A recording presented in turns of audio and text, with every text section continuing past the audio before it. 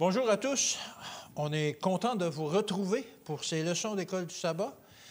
Honnêtement, notre équipe, ça fait quand même un petit bout de temps qu'on ne vous a pas rencontrés, mais on est content d'être là. Et j'ai avec moi Stéphanie. Oui, salut Alain, salut Jairo. Salut Stéphanie, comment Et Jairo. Bonjour, monsieur Alain. Vous êtes heureux d'être ici pour présenter l'école du sabbat? Très heureuse. Ah, Ouais. amen. Gloire à Dieu. Certainement, oui. On va commencer par une prière. Jairo, tu veux prier pour nous? D'accord. Prions.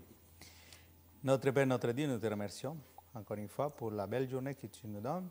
Puisses-tu être avec nous, puisses-tu nous accompagner et que toute parole qui sort de notre bouche soit dirigée par toi. Nous te remercions et nous te prions au nom de ton Fils Jésus. Amen. Amen. Amen. Alors, encore une fois, ce trimestre, on continue avec notre étude sur le livre de l'Exode. La semaine dernière, on a fait l'étude du pain et de l'eau de vie. Cette semaine, on parle de l'alliance au Sinaï. L'alliance, c'est un sujet qui est très, très d'actualité auprès des chrétiens, parce qu'on parle d'ancienne alliance, de nouvelle alliance, etc., etc. Qu'est-ce qui est de l'ancienne alliance? Qu'est-ce qui est de la nouvelle? En quoi elles sont différentes, si vraiment elles sont différentes? Alors, on va un peu explorer ça, particulièrement aujourd'hui, bien entendu, ce qu'on appelle l'ancienne alliance. Elle n'est pas si ancienne que ça, mais c'est la première que Dieu a eue avec son peuple. Alors, on va voir qu'est-ce que Dieu en dit, comment ça s'est présenté, comment il a présenté justement cette alliance-là au peuple. En quel honneur, en quelle occasion. Alors, au Sinaï, parce que là, le peuple est rendu au Sinaï, Dieu établit une alliance avec son peuple. Ça fait un petit bout de temps qu'il marche dans le désert. Ça fait 1 an environ que l'on pense qu'il marche dans le désert. Ils sont arrêtés au pied du Sinaï et ils ont commencé à apprendre à connaître Dieu. Et Dieu est l'instigateur. Dieu prend l'initiative de faire une alliance avec son peuple. Dieu accorde sa grâce à son peuple et il débute une relation particulière avec lui. Ouais. Vous avez appris à me connaître, là? Oh, ouais. Voulez-vous m'épouser? C'est à peu près ça. C'est à peu près ça qu'il a dit. Est-ce que vous voulez qu'on marche ensemble maintenant? Ouais. Est-ce que vous voulez qu'on fasse un et qu'on aille de l'avant? Voulez-vous m'épouser? Alors, c'est Dieu qui propose à ce qu'Israël soit un peuple particulier, qu'il soit son bien propre, son trésor. Il voulait en faire de ce peuple-là son trésor. Un trésor qui serait chargé de répandre le message de l'Évangile, du salut, etc., de la bonté de Dieu, de sa miséricorde, etc., de tout, à travers le monde entier. C'était le but premier de cette alliance, de cette union que Dieu voulait avoir avec ces gens-là. Et c'est Dieu qui est l'instigateur, comme on dit. Ouais. Est-ce que vous voulez faire ça? Est-ce que vous voulez m'obéir? Ouais. Est-ce que vous voulez faire ça? Si vous faites ça, vous allez réussir. On va réussir ensemble. Si vous suivez ces enseignements, puis vous cherchez à cultiver une relation sincère avec moi, on va faire un grand bout de chemin ensemble. Ouais. C'est Dieu qui enseigne ça, qui fait cette alliance-là, puis qui amène ça au peuple pour justement que le peuple apprenne à le connaître. C'est sûr que quand on se marie, la première fois, on espère bien connaître notre partenaire, et généralement, on le connaît quand même pas mal. Mais surprenamment, parfois, on découvre d'autres choses après qu'on est marié. On en découvre à tous les jours. À tous les jours. Tu en découvres encore? Encore, malheureusement. Oh, ouais. Non, ça va très bien. Parfois, c'est heureusement. On voit des beaux côtés de... Oui, c'est des beaux côtés de... Ah, j'avais un verset, c'était dans Exode 20, verset 4, justement. Non, c'est pas ça. Excusez-moi, je reviens. Ça sera pas long. Ça sera 19,4. Exode 20, verset 20. Ah, OK. Exode 20, verset 20, ça nous dit ceci. Moïse dit au peuple, « Ne vous effrayez pas, car c'est pour vous mettre à l'épreuve que Dieu est venu, c'est pour que vous ayez sa crainte devant ses yeux, afin que vous ne péchiez point. Alors, pourquoi il a donné cette alliance-là? Pour que le peuple ait la crainte de lui. Ouais. Pas la crainte de la peur, mais un respect, un amour de lui, pour que vous soyez son peuple. Alors, on ne craint pas quelqu'un pour qui on est le trésor, pour qui on est le peuple. On a une relation de confiance. Comme je ne crains pas mon mari, je n'ai pas peur de mon mari, dans le même sens. Oui, c'est ça. Et justement, c'est Dieu qui a fait sortir les Hébreux d'Égypte. C'est lui qui les a conduits. Maintenant, il veut nouer une relation plus plus sincère, plus grande avec eux. Alors, c'est là où on en est, c'est là où les Hébreux en sont. Et on retrouve partout dans la Bible cette propension de Dieu à rechercher les gens. Tout de suite dans la Genèse, ça commence avec Adam et Ève. Avec Adam. Après le péché, qu'est-ce qu'il leur a dit? Il est descendu dans le jardin et il a dit, « Où es-tu? Où es-tu? » Il savait très bien où il était. Mais où es-tu rendu? Reviens vers moi, reviens vers moi. Cesse ton péché, puis reviens vers moi. Et j'ai besoin de toi. C'est drôle à dire que Dieu a besoin de nous, mais Dieu est un Dieu d'amour, un Dieu créateur. Et il ne crée pas pour martyriser ses créatures. Il crée parce qu'il aime, parce qu'il veut le bonheur de ces gens-là. Et lorsqu'on s'en retourne, il dit, « Où es-tu? » Et c'est la même chose qu'il a faite avec les Hébreux, au pied du Sinaï. Où est-ce que vous êtes là maintenant? Où est-ce que vous êtes dans la connaissance de moi? Voulez-vous qu'on continue à faire un bout de chemin ensemble? Venez à moi, on va pouvoir grandir ensemble. Et c'est ça. Alors, c'est intéressant parce que notre leçon nous parle du mont Sinaï. C'est des choses que je me doutais, mais je n'étais pas sûr. Et au mont Sinaï, c'est là que Moïse avait rencontré Dieu avec le buisson ardent. On retrouve ça dans notre leçon. Parce qu'il dit, à un moment donné, c'est dans Exode 3 au verset 1, je pense à 10, pour que le peuple vienne adorer ici. Il demande à Moïse d'aller accomplir la mission pour que le peuple vienne adorer ici. Alors, c'est intéressant. Et c'est le même endroit aussi, quand Élie était bien démoralisé après avoir fait la course pour ramener le char du roi à Jérusalem, et que la reine l'a menacé de le faire mourir. Il s'est sauvé. Et Dieu lui a fait faire un parcours. On pense que durant tout le parcours, il a refait justement le trajet des Hébreux. Il a revécu l'Exode, en fait. Et il est allé sur le mont Sinaï. Et c'est là qu'il était lorsqu'il a demandé à Dieu, « Bien là, je suis seul dans ma grotte. » Mais il était découragé. Et puis Dieu s'est présenté à lui à ce moment-là, comme il l'avait fait pour Moïse. Alors, le mont Sinaï, c'est une montagne très importante. On dit qu'aujourd'hui, c'est sans doute à Djebel Moussa, qui est un mont quand même assez haut. 2885 mètres, c'est 6-7 000 pieds. C'est quand même haut. Ça a été une bonne trotte montée en haut de ça. Moïse, malgré son âge, grimpait là-dessus comme un jeune homme. Alors, on retrouve justement cette alliance-là qui est présentée au peuple au pied du mont Sinaï. Une alliance d'amour. Viens avec moi. Vous avez appris à me connaître, là. Je vous ai nourri, je vous ai donné la manne. Vous connaissez déjà le sabbat. Et le top du top, c'est qu'il va présenter aussi le décalogue. Comment est-ce que vous pouvez avoir une relation plus intime avec moi, avec vos frères, avec vos sœurs? Et il a donné le décalogue qu'on retrouve dans Exode. Alors, c'était un très grand moment, la présentation de l'Alliance au mont Sinaï. Mais il y a eu une certaine préparation. Certainement. Et puis, c'est sûr que dans Exode 19, du verset 9 au 25, on ne va pas le lire vraiment parce que c'est quand même assez long. C'est là qu'on trouve que Dieu donna des instructions à Moïse pour la préparation du peuple quand il allait se manifester devant Israël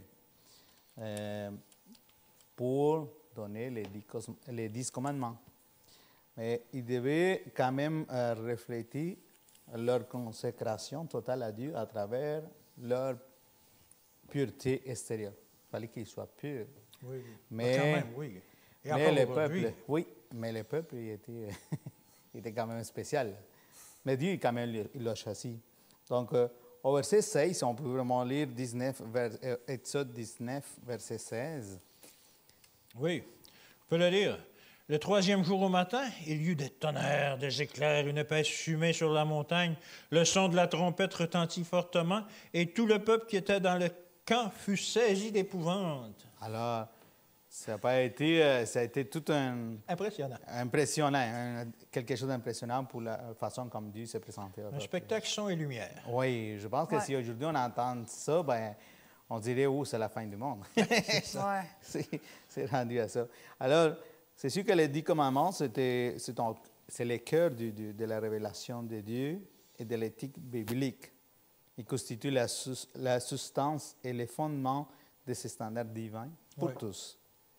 Ces principes sont éternels et universels. Les 10 commandements peuvent se résumer dans un seul mot. Et puis l'apôtre Paul, il le résume en Romains 13. On va lire Romains 13, versets 8 à 10. Romains 13, 8 à 10.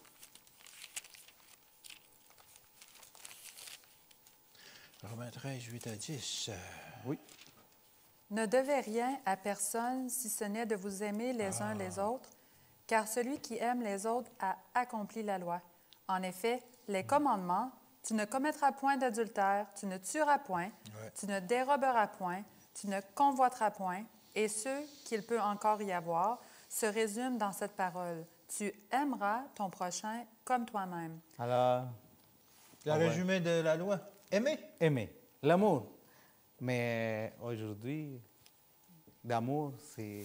Oui, souvent, c'est l'amour de soi-même plus. Exactement, c'est ça. C'est l'égoïsme. Ouais, l'égoïsme. C'est moi. C'est moi-même. Et alors, nous trouvons des commandements que Dieu a donnés parce qu'il nous aime et il veut notre bien. Ouais. C'est juste pour ça. Parce que sinon, on serait aujourd'hui les mondes sans loi, sans rien. Ça ferait dur. Imaginez-vous sur l'autoroute, puis il n'y a pas de limite de vitesse. On ne peut pas. Malheureusement, il y a beaucoup de chrétiens qui pensent que la loi a été abolie, mais on ne peut pas vivre sans loi. Ouais. Et toutes nos lois civiles aujourd'hui découlent du décalogue. Du décalogue, oui. Le respect de l'autre, etc., etc. Mais ça parle vraiment juste des 6 derniers commandements. Oui. Mais les 4 premiers, comme c'est Dieu, non, les autres, on ne les touche pas. On ne les touche pas. Alors, on voit jusqu'à quel point l'homme essaye quand même de s'éloigner de Dieu, mais ce n'est pas facile. On peut essayer de s'éloigner, mais la réalité va rester quand même la réalité. Dieu est présent. Oui. Puis... La vérité reste la vérité. Exact. La réalité demeure la réalité. Et un jour, tout sera rétabli. Oui. À la grande surprise de beaucoup, malheureusement. Oui.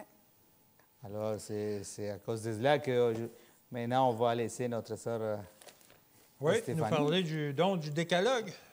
Bien, justement, Alain, tu parlais des lois. Je vais en parler un peu de ces fameuses lois-là qui existent dans notre société. Moi, je dis souvent, au Québec, on a donc bien des lois. C'est vrai qu'on en a beaucoup. Peut-être qu'on a trop de lois au Québec, là, comparativement à d'autres, comme j'arrive du Tennessee, puis il me semble qu'il n'y a pas de loi là-bas. Mais je suis sûre qu'il y en a, mais il y en a beaucoup moins. Il y en a beaucoup moins.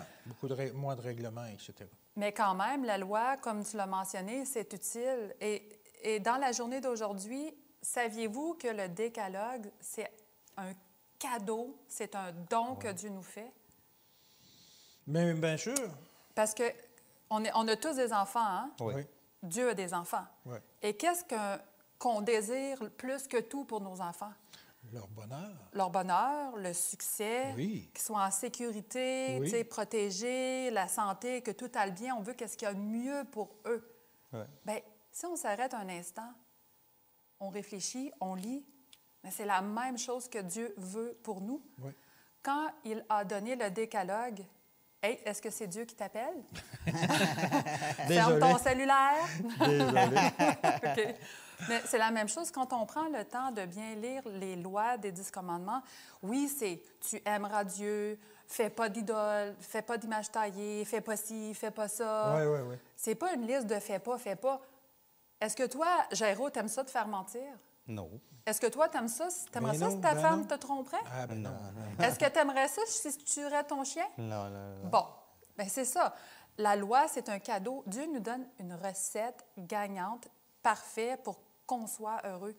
Ça serait bien qu'on arrête de dire « Oh, c'est juste une liste de choses à pas faire. Ouais. Pourquoi, toi, tu vas aller tuer quelqu'un? Tu veux faire du mal à quelqu'un? Oui, c'est ça. Tu sais, c'est pas normal. Mais c'est ça, c'est vraiment un cadeau que Dieu veut nous donner sur la terre. Et il ne nous a pas donné un cadeau au Mont Sinaï. Oui, OK, il nous l'a rappelé. Ouais, c'est parce ça. qu'on l'avait perdu de vue, la loi. Exactement, oui. Ouais. Parce que même à la création, la loi, les 10 commandements existait. existaient. Même avant la création de la terre, la loi existait. La loi, elle existe depuis l'éternité parce que c'est le Depuis avant les gouvernement dieux. qui C'est le caractère contrôle. de Dieu, c'est là-dessus que c'est son caractère. C'est comme Exact. ça, comme tu dis. Enlever la loi, c'est enlever Dieu de l'équation. Ça n'existe pas, c'est impossible. Alors, c'est un cadeau qui nous donne, qui nous rappelle que si tu veux être heureux dans un monde de fou, là, de chaos, mais voici un cadeau que je te fais. Non seulement la loi est un cadeau, mais, OK, là, je me trompe avec plein d'études que je fais, mais juste pour revenir à la loi. Tu as mentionné tantôt, il y a des lois municipales, il y a des lois pour les Autochtones, il y a des lois fédérales, il y a des lois provinciales. Il y a des lois pour tout. Des lois pour tout, OK? Ça, on le sait. Comme tu l'as mentionné, les 10 commandements sont à la base. C'est les lois morales d'une société qui est censée être équilibrée et qui fonctionne normalement, là, selon les normes de la Terre. Et ces lois-là, grosso modo, c'est justement pour nous enseigner, pour nous protéger, pour nous bénir. Dieu désire notre bonheur, comme on l'a mentionné au début. Tout ce qu'il veut, c'est nous rendre heureux et qu'on redevienne à son image. Alors, mes frères, c'est tout qu'un cadeau que la loi nous apporte. Exactement. Je vais m'arrêter là pour l'instant, mais c'est un cadeau. Mais oui. Ouais. Et puis, comme tu dis, au Québec, on a beaucoup de lois, là, mais peut-être que si on aurait plus d'amour, on aurait moins besoin de lois. Parce qu'on appliquerait les lois naturelles de Dieu. Le décalogue, Oui, évidemment, justement. ça c'est vrai parce que si on utiliserait tout le monde les 10 commandements comme les lois, que ça doit être comme ça, Oui. pour moi, d'après moi, il n'y aura pas des lois de limite de vitesse, des pas tuer, tout ça, parce que avec les Ça 10 serait commandements, naturel. tout est couvert. Ouais. Tout est couvert. Tout est couvert. Donc, on va faire les biens. Parce que c'est bien. C'est Ouais, ça. c'est ça. Les lois du mariage, les lois civiles, etc., tout est couvert Tout là-dessus. est couvert. Mais c'est Et ça. aussi les lois envers Dieu. Mais c'est ça, les lois. La loi aussi de Dieu nous montre qu'est-ce qui est bien et qu'est-ce qui est mal. Ouais. Oui. Parce que si l'humain ne sait pas qu'est-ce qui est bien, ça ne rappelle pas, c'est pas bien de coucher avec 40 personnes à la fois, ou c'est pas bien de voler, de fourrer le gouvernement, comme on dit au Québec. Ça nous montre vraiment notre besoin aussi qu'on a de Dieu, de l'avoir dans notre vie. Ouais. C'est ça. Ouais. C'est ça.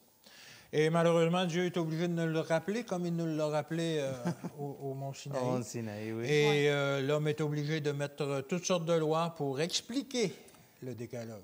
Oui. Parce qu'on ne comprend pas. Parce qu'on ne comprend pas. Mais des lois d'amour, effectivement que c'est normal si on respecte le décalogue, si on a l'amour. On ne couchera pas avec la femme du voisin, on ne désirera pas ces choses, Ouais. on va être content pour lui. Ah, tu as une nouvelle étau, bravo, content c'est pour toi. Ouais.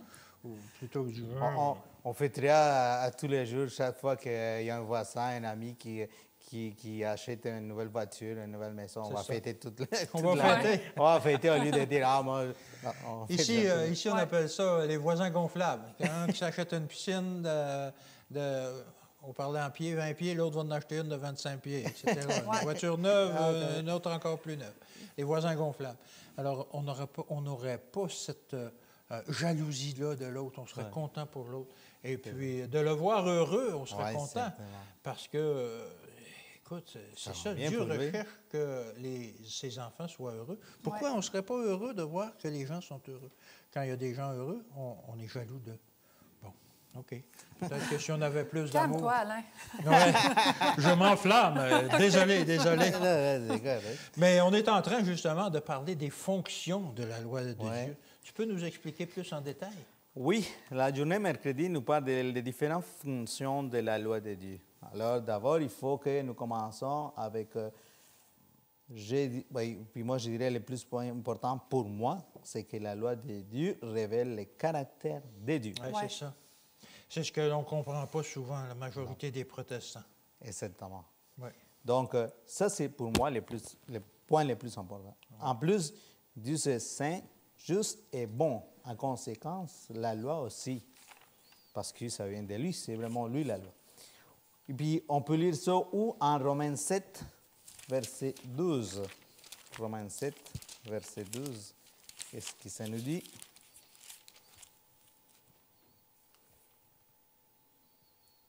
La loi, donc, est sainte et le commandement est saint, juste et bon. C'est ça? C'est simple de même. Sauf que des fois, nous, les choses simples, on les rend Compliqué. compliquées. compliqué. Ouais. Parce qu'on n'aime pas les choses faciles ou simples. Parce que même si aujourd'hui, Dieu nous dit, OK, regarde, il faut juste que tu me suis, Ouais. puis je vais tout te donner. Hey. Attends, Ben non, mais il faut que je fasse mon bout, moi. oui, là. il faut que je fasse des efforts, je veux vraiment faire. Non, mais suis-moi, c'est juste ça, c'est simple. Non, mais je ne veux pas. Alors, on voit jusqu'à quel point nous, en tant qu'êtres humains, nous sommes quand même, disons, comme têtus. C'est ça. J'amène souvent l'exemple de Jésus dans sa vie. J'avais lu dans un passage d'Ellen White qui disait que Jésus, le matin, lorsqu'il se réveillait ou lorsqu'il se levait, il ne savait pas qu'est-ce qu'il allait faire dans sa journée. Il se laissait guider par l'Esprit. Et si quelqu'un a eu une vie remplie là, pour le service de Dieu, c'est bien Jésus, hein? Alors il se laissait guider. Pourquoi on ne ferait pas pareil? Comme tu dis, on veut faire comme on pense. On planifie, on fait des plans, puis tout ça. Puis là, ça ne marche pas. Puis, On aide Dieu. Oui, on aide trop Dieu parfois. Ouais. Oui, oui. Puis je suis capable, puis je suis autonome. Moi, c'est ça l'affaire. Alors, la loi de Dieu est tellement bonne et agréable qu'on peut composer de poèmes, chanter, méditer, jour et nuit avec elle. Elle met aussi la protection autour de nous pour nous avertir des dangers, des problèmes, des choses qui peuvent nous faire du mal. Parce que Dieu est vraiment là et veut nous aider, nous protéger. Et nous, encore une fois, c'est comme les enfants. Lorsqu'on est petit, un bébé, puis on commence à grandir, maman est là, papa est là. OK, ils sont en sécurité avec eux, mais à un moment donné, un bébé, lorsque papa il va les prendre, non, laisse-moi, je vais faire. Oui, c'est ça. Je suis capable. Je suis capable, puis on voit que le bébé il commence à se donner des coups. Tu sais, autour de 2 ans, tomber. c'est la période du non. Oui, c'est ça. Non, tous des noms. Ouais. Je suis capable. Exactement. Alors, aussi, la fonction de la loi, c'est qu'elle désigne Jésus comme celui qui pardonne nos péchés et change nos vies. Alors, ça, c'est les meilleurs exemples. C'est par exemple, le meilleur exemple, c'est le miroir. Un miroir, qu'est-ce qu'il fait? Le miroir, il nous montre juste nos défauts. Oui, c'est ça. Mais il nous change. Oui. Le miroir, Le ne nous miroir, change non, pas. il ne nous change pas. Non. Le miroir, il nous montre nos défauts, puis qu'est-ce qu'on fait? C'est Mais les commandements de Dieu, la loi de Dieu, il nous montre nos défauts, mais il y a, tout de suite, il y a quand même la solution. C'est ça. Alors, on voit que c'est complet. Ce n'est pas comme le miroir. Non. Et nous restons juste avec le On miroir. reste avec le miroir, puis on dit, pourquoi tu me fais tout le temps une image négative comme ça? Ouais. Ce matin, je me suis réveillé, je me suis regardé dans le miroir, j'ai dit, j'ai les cheveux longs. Mais ça ne s'est pas réglé tant que je n'ai pas été chez le barbier pour les faire couper. Alors, il faut passer à l'action Exactement. lorsque le miroir nous montre notre Et état. c'est pour cela que c'est très important pour nous aujourd'hui de laisser rentrer Dieu dans nos vies pour qu'il puisse nous changer Nous changer. Ouais. et que nous puissions avoir son caractère. C'est ça. Oui. Alors, c'est, en grosso modo, c'est ça les différentes fonctions de la loi de Dieu. Et souvent, malheureusement, les gens vont dire que la loi, c'est, comme tu disais, c'est négatif, c'est plein de ne pas. Tu ne feras pas. Ne pas, la négation. Ouais. Mais en réalité, c'est une loi de liberté. Parce que quand tu ne fais pas ça, Ouais. tu demeures libre. Et dans Jacques 2, verset 12, ça dit ceci, « Parlez et agissez comme devant être jugés par une loi de liberté. » Ce n'est pas une loi contraignante. Non. Ce n'est pas une loi qui nous met des menottes. C'est une loi qui nous libère. Si je ne vais pas tuer personne, je n'irai pas en prison. Ben, c'est ça. Pour meurtre. Puis si je vole personne, je n'irai pas en prison pour vol. Puis si je ne trompe pas ma femme, elle ne m'attendra pas avec un rouleau à pâte. Oui. Ouais. Puis tu n'es pas obligé non plus d'avoir un rouleau à pâte qui t'attend ou aller en prison, mais tu peux avoir juste la mauvaise conscience, La mauvaise conscience. qui te pèse à l'esprit. Là. C'est déjà très destructif, ça. Ouais. Alors, la paix dans le cœur, c'est important. Ça, c'est vrai. C'est très important. Et la loi comme promesse. Pour ajouter à ce que Jairo vient de mentionner, la loi, c'est aussi une promesse. Parce que si on parle juste de la loi, moi, si je conduis comme un autre exemple sur l'autoroute, je vois une affiche qui me dit d'aller à 100 km/h. Mais là, je vais à 150. Bien, l'affiche me rappelle, oups, t'as peu, je vais retirer mon pied du gaz, puis je vais décélérer parce que je vais trop vite. Fait que la loi, ça me rappelle de revenir dans les limites permise, OK? Ouais. Mais le panneau, si je décide, moi, je vais à 150 parce que je veux aller à 150, bien, le panneau ne va pas pouvoir me donner un billet d'infraction. Non. C'est la même chose. La loi, pour en revenir à une promesse, c'est que, bien, premièrement, lisons Romains 3, 20 à 24. Parce que moi, je veux parler de la loi avant pour dire que juste obéir à la loi, ça ne peut pas te sauver. Ça ne peut pas sauver Ouais. personne. Oui, Ouais, OK? c'est un fait. Parce que Jésus, son sacrifice sur la croix, il aurait servi absolument rien. Ouais. Oui. Alors, commençons à Romains 3, verset 20. Car personne ne sera justifié devant lui par les œuvres de la loi, puisque c'est par la loi que vient la connaissance du péché. OK. Continue de lire jusqu'à 24, s'il te plaît. Mais maintenant, sans la loi est manifestée la justice de Dieu, à laquelle rendent témoignage la loi et les prophètes. Justice de Dieu par la foi en Jésus-Christ, pour tous ceux qui croient.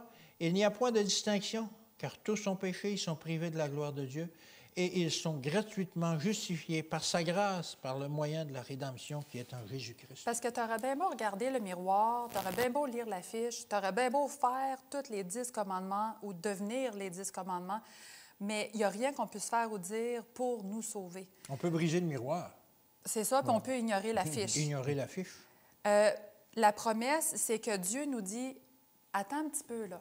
Si toi, tu décides de m'obéir parce que tu comprends que je t'aime, puis tu comprends que tout ce que j'ai à te donner, même si tu ne comprends pas, mais au moins tu fais l'effort, je vais venir te rencontrer où est-ce que toi t'es rendu. C'est ça. Fais ton petit bout de chemin, puis moi, je vais venir combler le trou qui manque. Oui. Alors, Dieu, il nous promet comme ça, gars, si tu promets de m'obéir, je vais te donner la protection, je vais te donner la sagesse, je vais te donner ma force, je vais te donner toutes mes qualités, là, bien, je vais te les donner. Mais c'est intéressant, ça.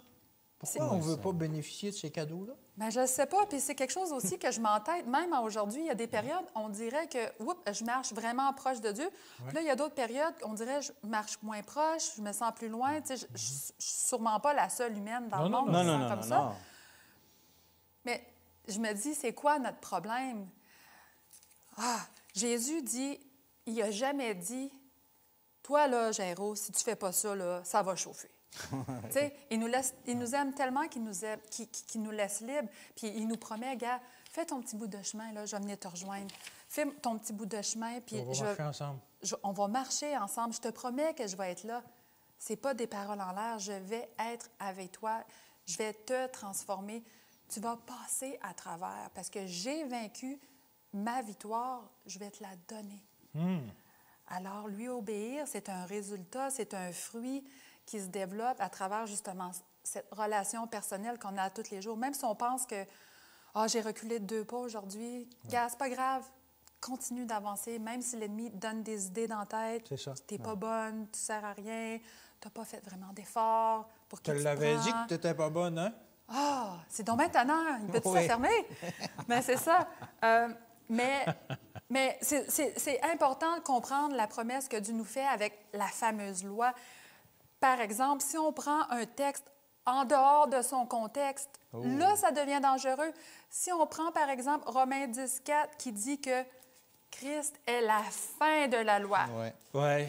Quand j'ai gradué du secondaire, j'ai des amis de ma classe qui m'ont approché et ont dit « Ah, j'ai découvert quelque chose que l'école ici ne nous a pas appris. » J'étais comme « Hein, de quoi tu parles? » Là, elle m'a montré des papiers, puis avec des versets bibliques. Garde, on n'est même pas obligé de garder la loi. On peut continuer de vivre parce qu'on est sauvé, puis tout ça. Puis là, j'étais comme, voyons donc, ça n'a pas d'allure qu'on puisse vivre dans la débauche, sachant... Oui. Ben, puis là, C'est quoi ça? ben, c'est ça, c'est important de comprendre le texte. Si tu ne le comprends pas, prie pour que le Saint-Esprit t'illumine. Lis les textes avant, lis les textes après, lis les références, lis différentes versions, lis différentes langues. Renseigne-toi. Ben, c'est pour cela que la beauté de la Bible, c'est qu'elle s'exprime par elle-même, elle s'explique par elle-même. Puis, il n'y a pas un verset qui apparaît de nulle part. Vraiment, il y a un verset toujours avant, puis après. Bien, c'est ça, la promesse. Dieu nous promet que cherche, tu vas me trouver. Tu veux des réponses, tu vas les trouver. C'est ça. C'est ça. Fait que dans le fond, quand Jésus est la fin de la loi, C'est le but. C'est ça, c'est la cerise sur le Sunday, c'est le C'est résultat. Ouais. Parce que c'est une autre signification de fin, ça. Ça ne veut C'est pas ça. dire que c'est fini, là. C'est le même but. mot, mais ça n'a pas du tout la même... C'est le best. Ouais, C'est ça, c'est comme résultat, Dieu a accompli ce que toi, tu ne pouvais pas faire. Il a C'est ça. accompli, il a suivi la loi, il a obéi son Père et sa victoire, comme je l'ai dit tantôt, il te la donne. Hey. N'est-ce pas merveilleux? Oui, certainement. Amen. Il est Amen. vraiment Oui, fait que c'est ça sa promesse. On n'a rien à perdre. On n'a rien à perdre, tu as bien raison. Ouais. Pourquoi ne pas essayer ça? Essayez ça. Mettez votre confiance en Dieu pour respecter la loi, pour cesser de pécher. Puis- C'est possible. Puis même une chose, dans Matthieu 5, 17, même Jésus lui-même le dit de sa bouche, « Car je ne suis pas venu pour abolir la loi, mais pour l'accomplir. » C'est ça. Et un coup qu'il l'a accompli, je la donne. Tadam! Cette obéissance-là, je la donne, je la mets à ton compte. Oui, Wow! C'est incroyable. Ouais. Et de là vient le salut par grâce. amen. Et après ça, ben, on ne veut plus pécher. On continue d'obéir à la loi. Parce que c'est une garantie pour nous. Ah, c'est sûr, comme tu dis, on n'y réussit pas tout le temps, pas tous les jours, pas parfaitement. Mais c'est un cheminement. Ouais. C'est un cheminement vers la sainteté. Et on appelle ça la sanctification.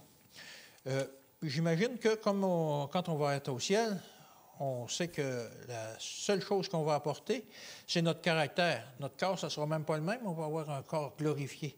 Mais notre caractère, alors, je pense que c'est le temps de changer notre caractère avec l'aide de Dieu, avec l'aide de Jésus, avec l'aide de l'Esprit qui nous guide. Alors, je ne sais pas si vous avez aimé notre leçon, mais vous voyez qu'on est quand même pas mal enthousiaste. Alors, on vous invite pour la semaine prochaine pour l'autre leçon, comment vivre la loi. Mais on s'en ira pas comme ça. On va prier avant. Il me semblait aussi qu'il manquait quelque chose. Prions. Merci, Seigneur Dieu, de nous avoir rappelé ta parole, de nous avoir donné ce cadeau et cette belle promesse d'être toujours avec nous. Merci, c'est par le sang précieux de Jésus que nous t'avons prié. Amen. Amen. Alors, effectivement, on prie pour vous. On demande que Dieu vous garde et qu'il vous conduise, justement, vers le salut, par grâce, et vers l'obéissance. Que Dieu vous bénisse et qu'il vous garde cette semaine. Et on vous donne un rendez-vous la semaine prochaine. Que Dieu vous bénisse.